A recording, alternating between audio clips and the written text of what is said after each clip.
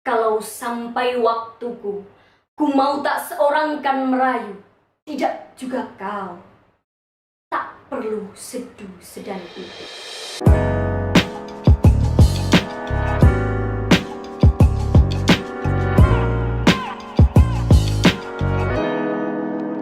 Halo sahabat juara, kembali lagi bersama Arena Lomba bersama saya Nani Muftiha, berbagi informasi untuk Indonesia berprestasi. Sebelum melanjutkan video ini, jangan lupa untuk klik like, komen, dan subscribe untuk kelanjutan video Arena Lomba. Oke, sahabat juara, sebelumnya di video yang lalu kita udah pernah membahas tentang cara membuat puisi yang bisa dinikmati oleh semua kalangan dan bisa sukses di sebuah kompetisi. Selanjutnya, di video kali ini kita akan membahas tentang cara membaca puisi. Oke, jadi sebenarnya kenapa Arena Lomba membahas tentang cara membaca puisi? Jadi kadang-kadang orang tuh kan emang udah dasarnya seneng tuh baca puisi, tapi mereka belum berani kan untuk maju atau untuk diekspos oleh banyak orang. Pengennya cuma untuk dirinya sendiri, untuk menghibur diri, untuk kebutuhan nuraninya saja.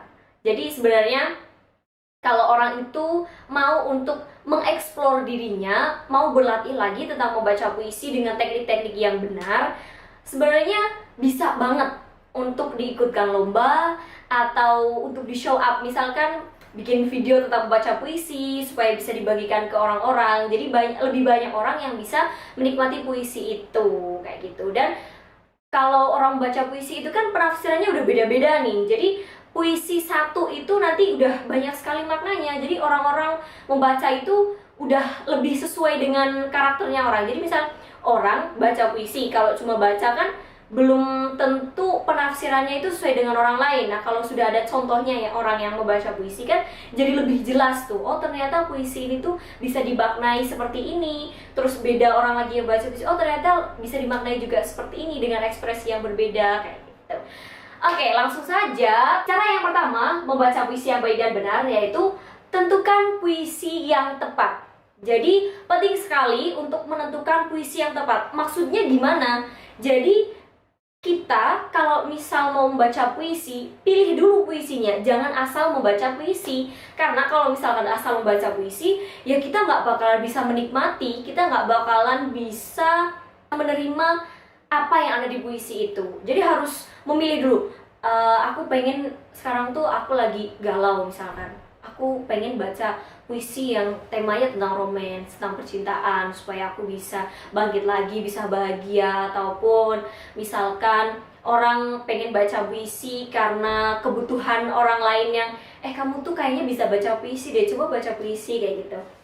Ya cari dulu puisi yang tepat itu yang seperti apa, yang sesuai dengan karakter kamu. Misalkan kamu pengen pengen menunjukkan ke orang-orang bahwa kamu tuh bisa baca puisi kayak gitu, tapi kamu masih bingung, ya kamu cari dulu puisi. Oh, aku tuh karakternya suaranya tuh emang kuat nih, suaranya tuh lantang kayak gitu. Cari puisi-puisi yang sesuai dengan karakter suara kamu. Misalkan cari puisi-puisi tentang kepahlawanan, temanya yang semangat, yang menggebu-gebu, yang bisa menunjukkan karakter suaramu. Misalnya puisinya Bapak Hairil Anwar yang judulnya banyak kan tuh, ada Aku dan lain-lain sebagainya kayak gitu. Itu bisa banget. Jadi nanti bener-bener kamu tuh bisa mengeksplor diri kamu dengan membaca puisi itu. Kemudian yang kedua, bedah puisi. Jadi sebelum dibaca penting sekali kalau kalian udah nemu, wah kayaknya ini nih puisi yang tepat untuk aku baca, untuk aku ikutkan lomba, untuk aku tunjukkan ke orang-orang bahwa aku mau membaca puisi. Selanjutnya kamu bedah dulu. Jadi penting sekali nih bedah. Jadi nanti kalian pas membacakan puisi itu gak salah makna, gak salah dalam memaknai puisi itu, dibedah dulu. Dan kalau misalkan pada saat proses membedah puisi ini, lebih baik ya sahabat juara itu bersama dengan orang lain. Jadi jangan sendiri kayak gitu. Ajak teman-teman yang emang udah terbiasa untuk memaknai puisi atau udah biasa membaca puisi kayak gitu. Atau misalkan kalian masih sekolah nih, bisa banget minta bantuan ke guru kalian, atau misal orang tua kalian di rumah emang expert di bidang sastra kayak gitu, bisa tahu tentang puisi, kalian bisa minta bantuan mereka untuk memaknai suatu puisi yang mau kalian bacakan kayak gitu. Misal puisi Aku karyanya Hairil Anwar, itu dimaknai dulu, ini tuh sebenarnya puisinya itu temanya seperti apa, ditentukan. Terus habis itu setiap baitnya itu dimaknai, oh ini tuh menggambarkan sesuatu yang seperti apa, oh ini tuh menggambarkan semangat seorang pejuang yang gak ingin berhenti berjuang sampai Indonesia merdeka. Terus bait kedua tuh gimana, bait ketiga gimana. Jadi sampai satu full puisi itu per barisnya, per baitnya itu harus dimaknai benar-benar. Jadi nggak salah, misalkan puisi itu harusnya disampaikan atau dimaknai dengan cara yang semangat, dengan cara yang penuh dengan penghayatan, atau misalkan puisi itu harus dibaca dengan sedih karena itu menggambarkan sesuatu yang memang harus dibaca dengan kesedihan, kayak misal religius kayak gitu, sedang berdoa kepada Tuhan, kan harus bisa menyentuh pendengar kayak gitu kan. Jadi harus dimaknai benar-benar kayak gitu ya. Kemudian selanjutnya, nah kalau udah nemu tuh puisinya, terus udah ditentukan, udah dibedah benar-benar, oh ini puisinya itu membahas tentang ini, harus dibaca seperti ini. Nah, kalian pada saat membaca puisi harus banget nih memperhatikan yang namanya vokal, artikulasi, intonasi, jeda, ekspresi, dan penghayatan.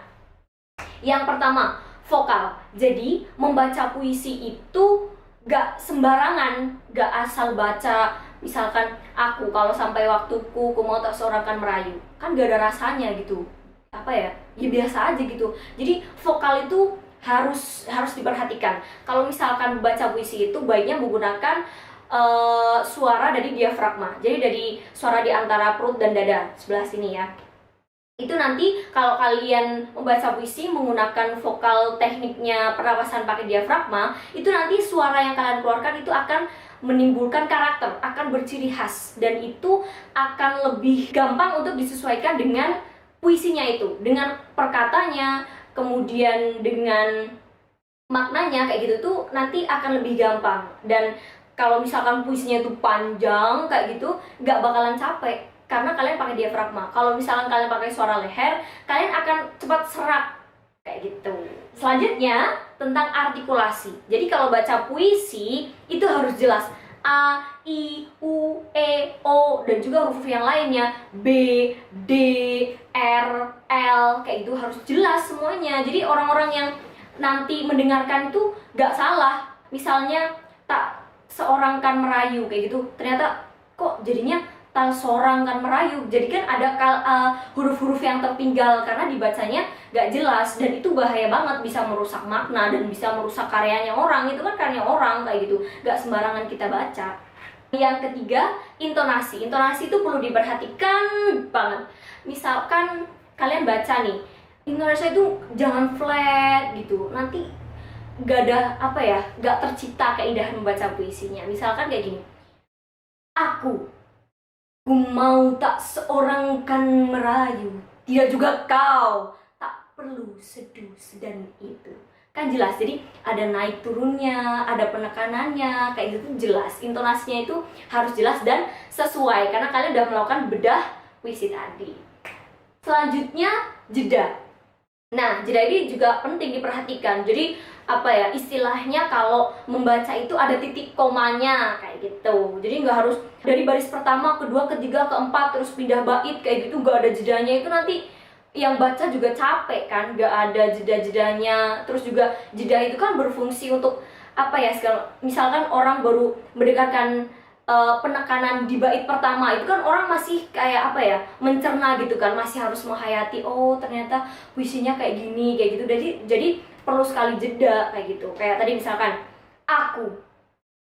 ku mau tak seorang kan merayu, itu pakai jeda. Kalau misalkan enggak, ku mau tak seorang kan merayu, tidak juga kau, kan gak ada rasanya ya kan, gak muncul keindahannya gitu kalau nggak ada jedanya, dan kurang bisa dinikmati. Dan yang kelima ada ekspresi. Ekspresi penting sekali. Karena membaca puisi kan gak cuma didengarkan suaranya, orangnya juga diperhatikan. Maka ekspresi itu juga perlu. Dan ekspresi ini juga sebagai salah satu cara untuk kalian bisa menyampaikan apa isi dari puisi tersebut. Apa maknanya dari puisi tersebut, dengan ekspresinya kalian itu bisa tersampaikan kepada para pendengar kalian, kayak gitu, dengan orang-orang yang melihat puisinya kalian. Misalkan dengan ada semangat kayak gitu. Ku mau tak seorang kan merayu, tidak juga kau, tak perlu seduh sedan itu. Pakai ekspresi. Kalau misalnya nggak pakai ekspresi nih, ku mau tak seorang kan merayu, tidak juga kau. Biasa aja kan, gak ada rasanya, gak ada keindahannya, bukan puisi kayak gitu loh. Kayak baca koran biasa gitu. Ya orang baca koran aja perlu ada jedanya, ada titik komanya kayak gitu kan. Masa puisi enggak. Dan ekspresi itu harus sesuai. Itu misalkan semangat, ekspresinya tuh menggebu-gebu dengan tangan mengepal, dengan nada yang tinggi, terus kalian berdirinya tegak misalkan. Nah, kalau misalkan puisinya itu yang memang membutuhkan ekspresi yang sedih, misal yang keagamaan nih, misalkan sedang memohon pada Tuhan, Tuhanku, ekspresinya kan bisa membantu menyampaikan isinya itu. Dan yang terakhir, penghayatan. Ini juga penting banget teman-teman.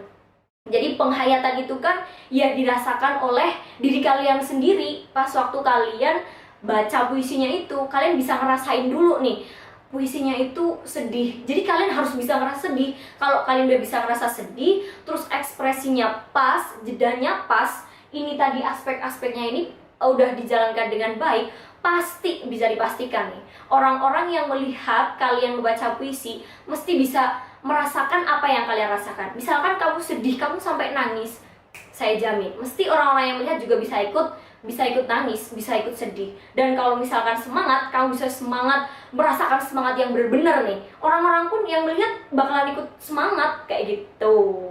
Oke, sekarang aku mau coba baca puisi berdasarkan hal-hal atau aspek-aspek tadi yang udah kita bahas bareng-bareng ya. Aku, kalau sampai waktuku, ku mau tak seorang kan merayu, tidak juga kau, tak perlu seduh sedan itu. Aku ini binatang jalang dari kumpulannya terbuang, biar peluru menembus kulitku, aku tetap meradang menerjang. Luka dan bisa ku bawa berlari